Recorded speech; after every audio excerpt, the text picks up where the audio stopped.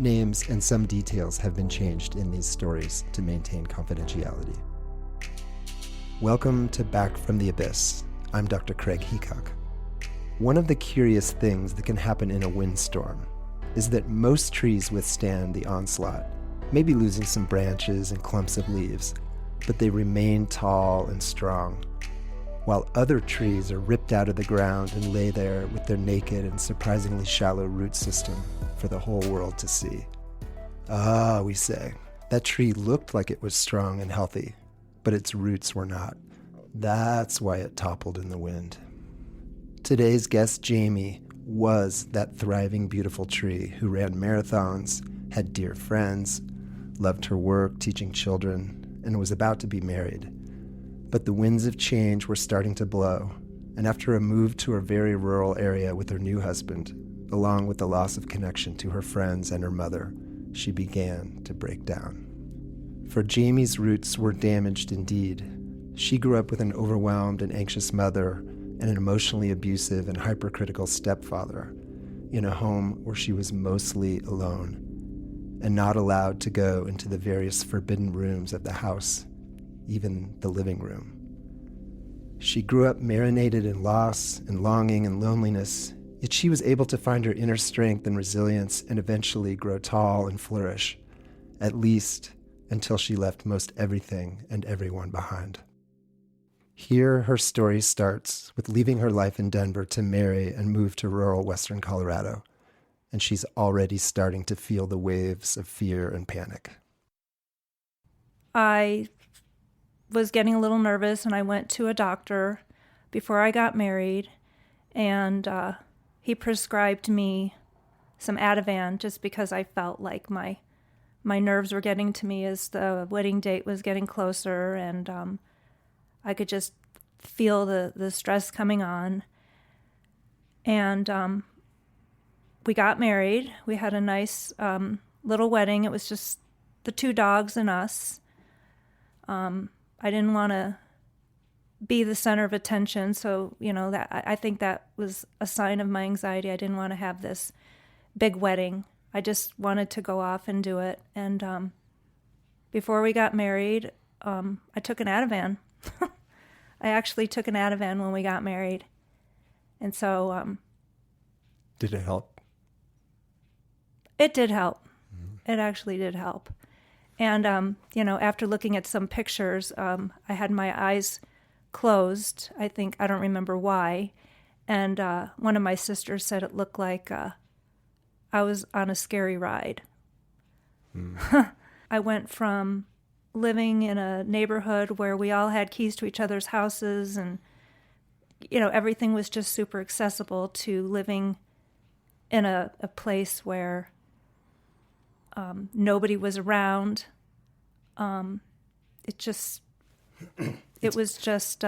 almost like it touched your deepest nerve of loneliness. You talked about how painful and awful that was to feel so alone after the divorce and have this house where you went, but you were only allowed in certain parts of it, and you were so deeply lonely. And now you get married, which one would think would be a less lonely time, yet you move to a very isolated place where you're sort of stranded out there. And it's touching, one of your most painful, traumatic parts of yourself.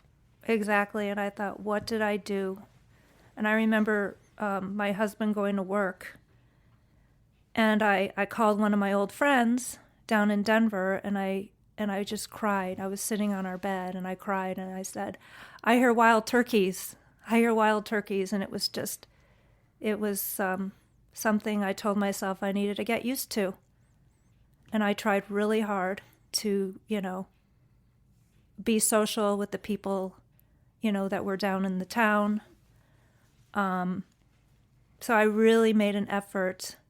But I brought my cat and my dog from Denver up with me, so they were sort of my piece of home.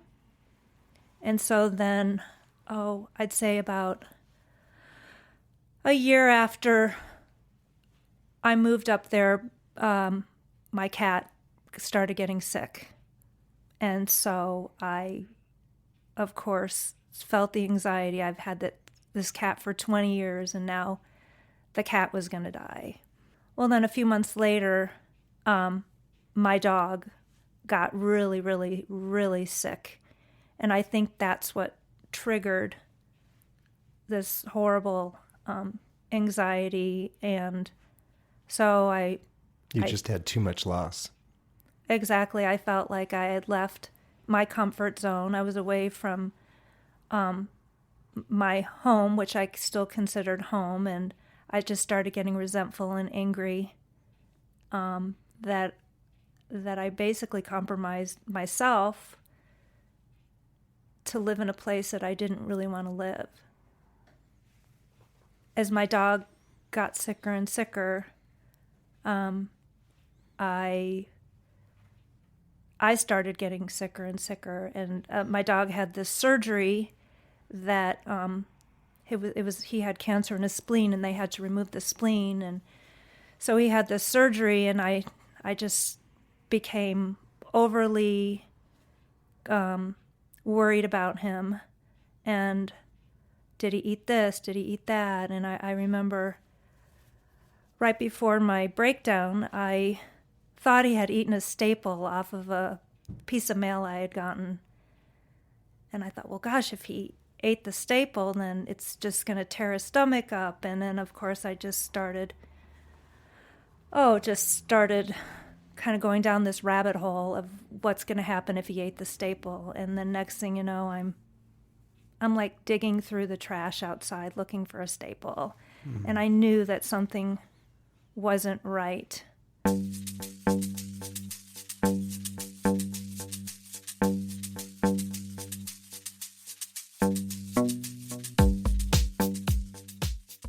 Ended up going to a physician's assistant in my town, and she prescribed me some Paxil. And I had taken Paxil in the past, but just a minuscule dose of the Paxil.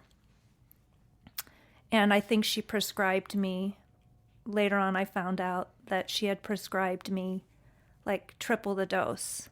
So that sent me into a huge tailspin, and I started feeling the shaking and the jumping out of my skin feeling, and I just kept getting worse physically.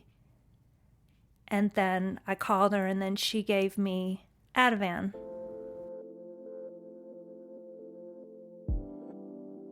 Ativan, or lorazepam, is part of a family of powerful anti-anxiety meds called benzodiazepines. These include meds like Xanax and Klonopin and Valium. And while the benzodiazepines are like a bucket of cool water on a sizzling, anxious brain, in some people they can have terrible rebound effects. Jami quickly began to experience the miserable rebound anxiety and escalating physical dependence of Ativan, which then led to more Ativan use and more rebound anxiety, fueling a negative feedback loop. And so then I just started getting even more agitated and more shaky and more, I just started like physically hurting, and it's a hard feeling to describe, the crawling out of my skin. Were you starting to get physically dependent on the Ativan around this time? Probably, yes. I probably was, because I was taking maybe a couple pills a day. And I think the more I took, the worse I got, or that at least that's what I thought.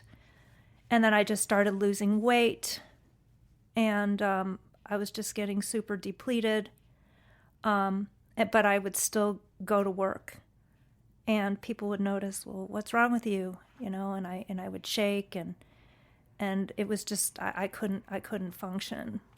And so every day I tried to go to work and get through the day, but it just kept getting harder and harder. Yeah. I mean, it sounds like you were having what, used to be called a nervous breakdown, which isn't used in psychiatry in 2019, but a lot of psychiatrists, including myself, think that actually that's a very descriptive and accurate term. And in some ways we should bring that back, that here you're shaking, you're kind of in a constant state of panic, you can't eat, you can't sleep, people are noticing that you're falling apart in front of their eyes.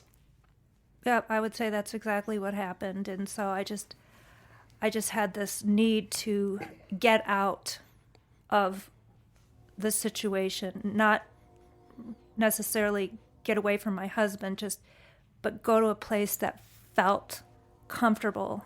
When I knew that there was no way that I could step into the school to work, I literally I packed one bag, and I just threw in a couple shirts, a couple pair of pants, and my dog. I threw him in the back of the car, and he was at the time really sick.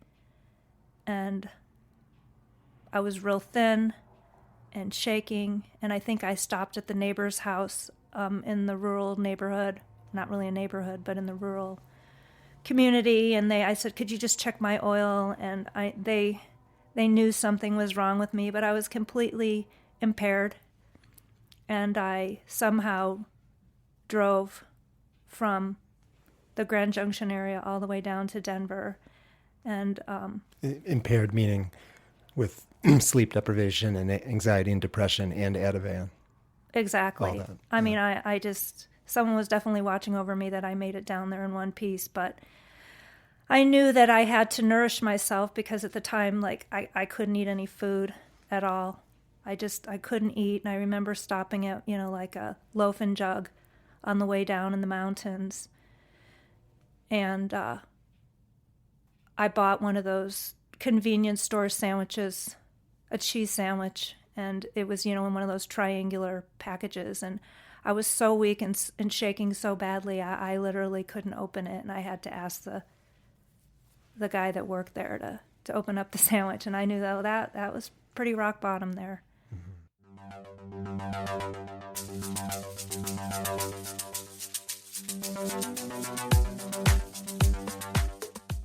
I went to different psychiatrists, and they would just give me different drugs, psychotropic drugs that I can't even really remember what they just. Were you given a diagnosis? Depression and anxiety. Mm-hmm. Jami's story is a perfect example of the problems with psychiatric diagnosis. She's having a slow motion nervous breakdown, but there's no DSM code for that. The DSM code, which probably best describes what is happening, would be major depressive disorder, single episode, without psychotic features. But as I argued in the last BFT episode, What's the Deal with Depression? Major depressive disorder is so vague as to essentially be meaningless. More accurately, Jami's breakdown is coming through a combination of attachment and neglect trauma, lifelong sensitivity to others and to losses, and the recent move away from her mother and dear friends in Denver.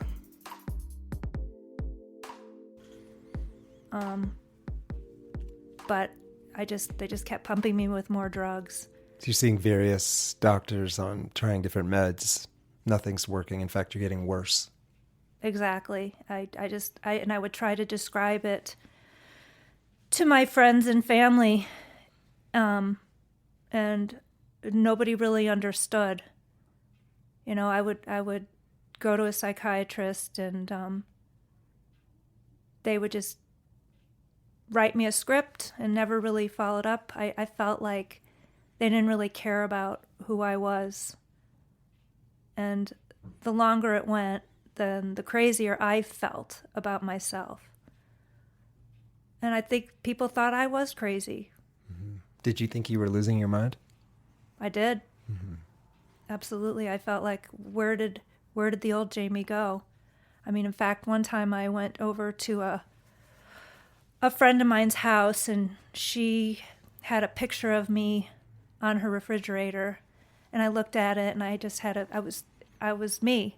I had a smile on my face, and I was happy, and I picked up the picture, and I just started crying because I thought, well, am I ever going to be like this again?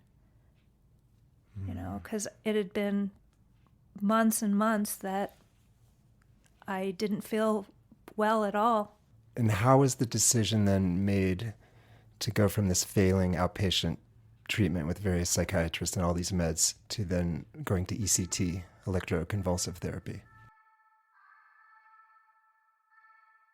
ECT, or electroconvulsive therapy, has been the gold standard for severe and treatment-resistant depression for many years, though ketamine may be slowly taking its place. ECT involves anesthetizing the patient, then inducing a seizure in the brain using 1 or 2 electrodes on the scalp. These seizures lead to an increase in synaptic connectivity and in other proteins and growth factors, which can help heal the depressed brain. The main side effect or consequence of ECT is memory loss.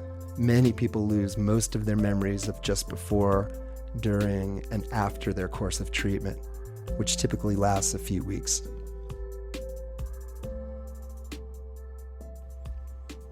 Well, I was just desperate. A friend of mine had given me this book about depression and anxiety, and I read it, and there were parts of it that I could connect with. Just the feeling of hopelessness, the feeling like that I am never going to get better. This pain. I would look at everybody else's life, and they all seemed happy, and what happened to the person that was super goal-oriented. I used to run half marathons. I, would teach, and then I just became somebody that I didn't even recognize and who other people didn't recognize either. And so I reached out to the author of this book, and he told me to consider ECT. And I really had nowhere else to turn. I felt like I was at a dead end. And I know ECT has a lot of stigma, but he said he had gotten better, but I didn't know what else to do because I couldn't live like that anymore. I felt like, I wanted to die. Like, if this is what life's about, I just want to die. I never made a plan, but every day was the same thing for, almost 2 years. Just this excruciating pain that is just hard to describe. The worst pain of my whole life. Your emotional pain was so overwhelming, it became physical. We talk about psychosomatic, which means mind-body. I've heard many people describe that with severe depression, that their depression becomes an overall, a disabling, not just emotional emptiness and pain, but a physically debilitating pain. It was debilitating. I was depleted. I would, have my friends or my mother take me to the grocery store, and I would be shaking. I'd just be shaking. And I would just buy, these nutritional, Ensures so that I would have something in my body. But I definitely felt like, usually I'm a person, people gravitate towards me, but I felt as though people were repelling, people did not want to be around me. Except for a few people that really stuck by me, some really, really true good friends, and my mother, and, my family would call. They were long distance, but... And were they supportive, your family and your husband, of you making this very difficult decision to start ECT? It was basically my husband and my mother and my good friend kind of helped me through that journey. And I think everybody was really scared just because of the stigma. You'll lose your memory, or.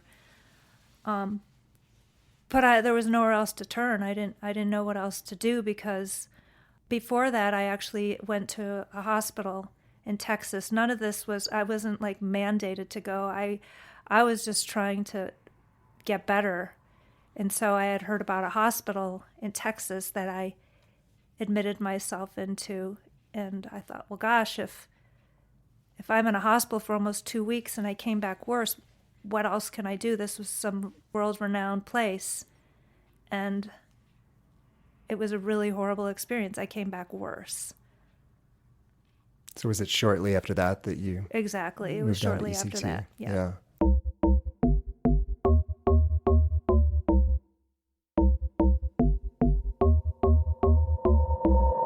What do you remember, if anything, from the ECT experience or the time right after those treatments? Well, I remember having to go through a special entrance at the hospital, which made me feel crazy. I remember, getting prepared for it. I remember my mother and my husband crying because it was traumatic not only for me, but for them. And I just remember, from what I've been told, that I was quieter, but apparently, I think it helped. Mm-hmm. How many treatments did you have? Oh, maybe 3 or 4. I think they wanted to do 6, and I said, no more, no more. I can't do it anymore. Yeah. That's very common after ECT treatments, that people don't really remember how they were before, during, or after. But what kind of feedback did you get from your family and friends about how you were pre-ECT and post-ECT? They felt as though it did help me. It did help me. It helped me get off the drugs, because I put a lot of weight on how those drugs affected me. I'm pretty sensitive. I told myself that I had to get off these drugs. So I literally would take, I think I was on Klonopin. They switched it to Klonopin, which is a benzodiazepine. Klonopin, or clonazepam, is the most difficult benzodiazepine to get off of because it has a very long half-life in the body. This can make the withdrawal process stretch over weeks and months, with chronic insomnia, rebound anxiety and panic, and gastrointestinal symptoms. And I would cut it up into crumbs. And I think that the ECT was in June, and December 31st of 2009, I took my last crumb. But I would still wake up, with anxiety, and the mornings were the toughest, but that was it. I purposely just timed it so that I would start the new year without that. Mm-hmm. So it sounds like arguably the two things that really pulled you out of this first brutal thing were the ECT and then the slow but painful taper off the benzodiazepines. And then you, over the next, months or year, you regained yourself. Right. Yeah. I mean, I still had anxiety, but I felt much better, and I had convinced myself that I will never be on drugs ever again. Yeah.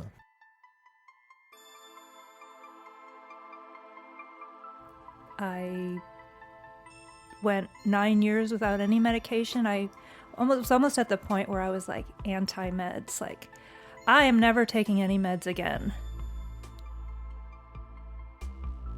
In the years after her first breakdown, Jami got back to her fully healthy, functioning self.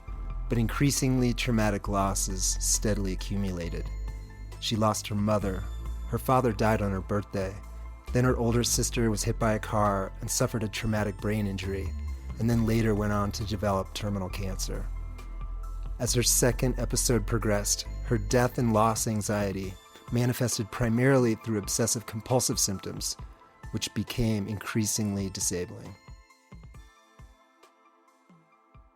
At about 2017, I started feeling like things were brewing again.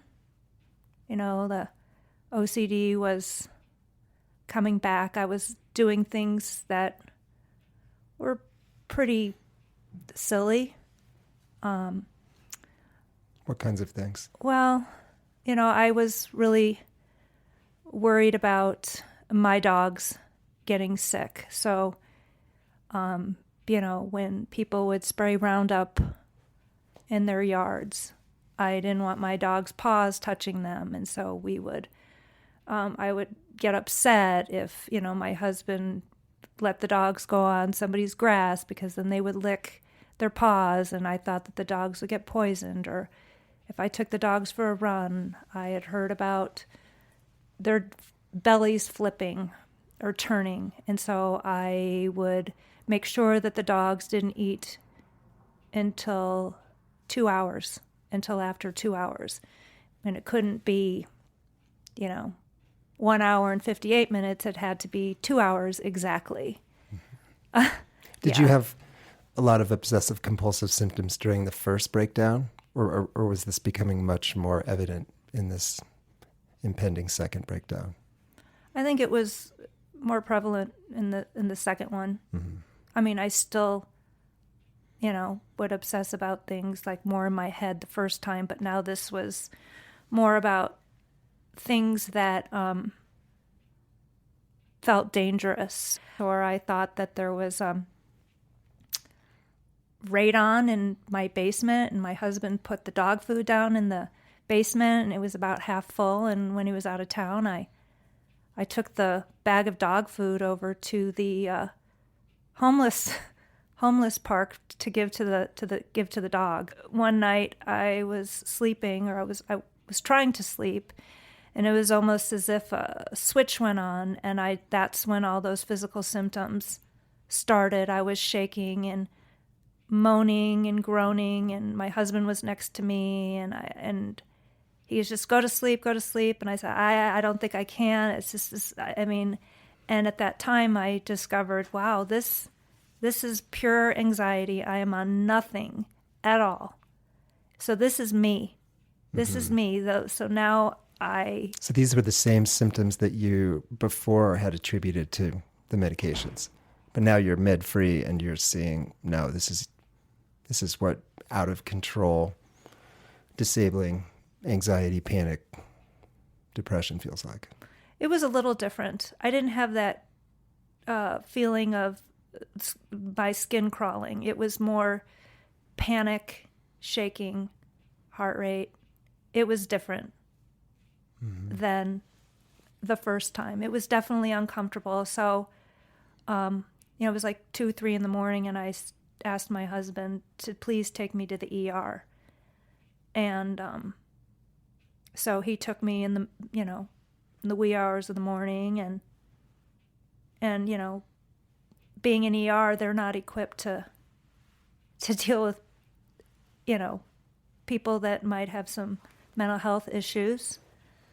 And so I was there for about an hour, and they basically said, you'll need to go to your doctor tomorrow or whenever, the next day, make an appointment with your doctor, but this is all we can do. And so they said that they could give me an Ativan. And I just remember looking at the Ativan, and I just was super still, and I just didn't know what to do because I was so uncomfortable. And I was kind of at this crossroads, like, well, I told myself I was never going to take another one of these, and here I was again, with an Ativan, the nurse holding the Ativan. Your old friend from your wedding day. Yeah. Yeah. Back to haunt you again. Yep. Yeah. Yep. So I looked at my husband, and he said, well, one can't hurt you. So I took it, and it calmed me down. And so then the next day there was another drug I had taken. One of my sisters warned me, do not take any more benzos, do not take any more benzos. So then I made an appointment with my primary care doctor, and she prescribed me more Ativan. And at that time I was in search of a psychiatrist because I knew that I needed to be on something, but I didn't know what. Mm-hmm. It was the same old history repeating itself.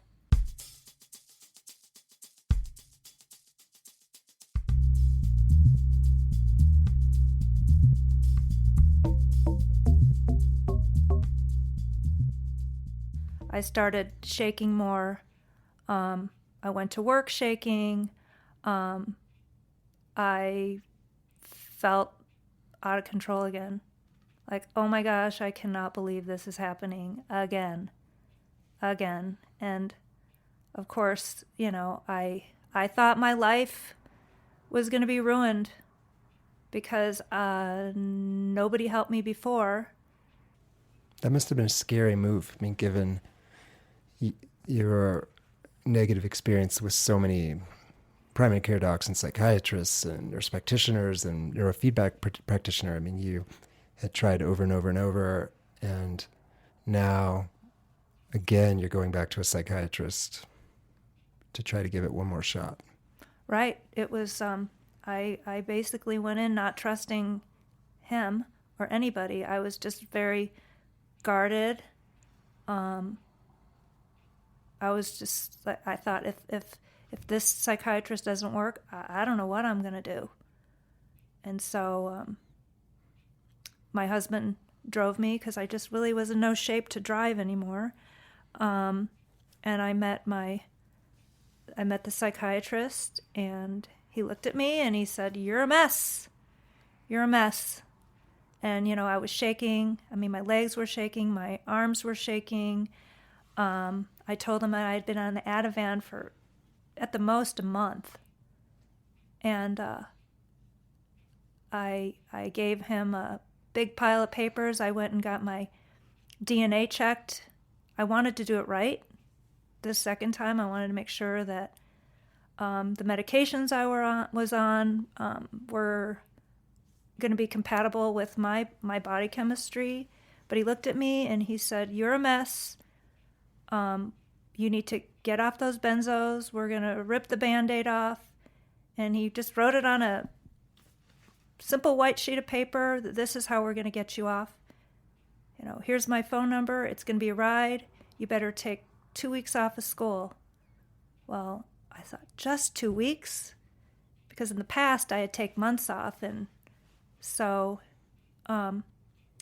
we drove home, and I became even more anxious because I wasn't sure whether I trust the psychiatrist or not.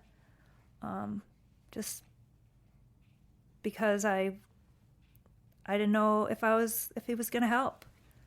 So he did. So And what was different with this doctor? Well, this doctor was not he was not pro benzos. I know that benzodiazepines, should be taken cautiously for a short period of time. And this doctor, wanted me off of them. He really, he genuinely cared about me as one of his patients. He also set boundaries with me, but I also knew he was available, because going through benzo withdrawal is very painful and horrifying, and I never felt as though I was alone. Mm-hmm. And so, I would text my psychiatrist and say, oh, and actually, let me back up. So then I just wanted to be off everything again, and he was very smart about pharmaceuticals, or just smart about the medicine. So he put me on a slow-acting medication, anti-anxiety, Lexapro, and so he knew how to balance it. Although Jami surely met criteria for another major depressive episode, the source of her depressive symptoms was her profound anxiety. When anxiety is cranked up high enough, it leads to helplessness and hopelessness and paralysis. Thus, Lexapro, which is an SSRI, a med primarily for anxiety, not depression, Lexapro could help address the depressive breakdown by getting to her core anxiety.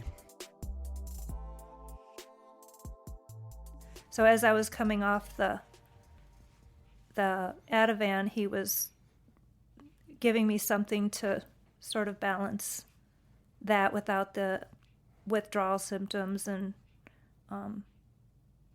not any side effects. Mm-hmm. How long until you started feeling back to your old self?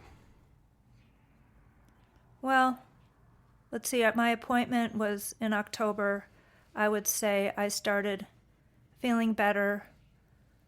Probably the beginning of December. He encouraged me to go back to work. And I remember him telling me, I was like, well, I'm not really ready to go back to work because, I was just super, like, hyper-vigilant about things, and the OCD was definitely not gone. I was still physically uncomfortable, but I remember him saying, fake it till you make it. Fake it till you make it. And slowly, going back to work helped me. I would start laughing with the kids, or, it was a good distraction for me. And then, about a month, December 20th, I started feeling better about maybe Thanksgiving. And then my sister passed away a month later. And how did you weather that loss? Because, as we've talked about today, these huge losses in your life have tended to accumulate and send you reeling. But right after you're pulling out of your second big breakdown, your sister dies. When she was dying, I do feel a little bit guilty because I was still coming out of my own darkness, and I didn't feel as though I was strong enough to be there by her side when she died. So that's something that I regret. But my sister left me as the personal representative of everything. So I had to change roles and not be the sick one, but I had to be the leader and make the decisions and stand up to family members, or I just had a lot of responsibility on my shoulders. And so I think it helped me to feel like I had a purpose. And that was like a gift that I could give to my sister, is to take care of things that she wanted taken care of. And what a vote of confidence in you, that she obviously had seen you in your darkest days, and then as she's passing, clearly she thought you were healthy and strong and resilient enough to take over that task of managing her affairs, which is a heart-wrenching thing to do. If you like this episode, please share it with anyone else who might find hope or meaning in this story. Check out our website, bftapodcast.com, where you can learn more about us and this project, get more information on the treatments mentioned in the stories, as well as additional resources and music credits. You can also email us with comments or story requests. If you have time, please rate us on iTunes, as this helps us spread these stories far and wide. Much gratitude to my good friend Chris Johnson, who does our sound, and thank you for listening to Back from the Abyss. May each of you find the strength and support to find your way through the darkness.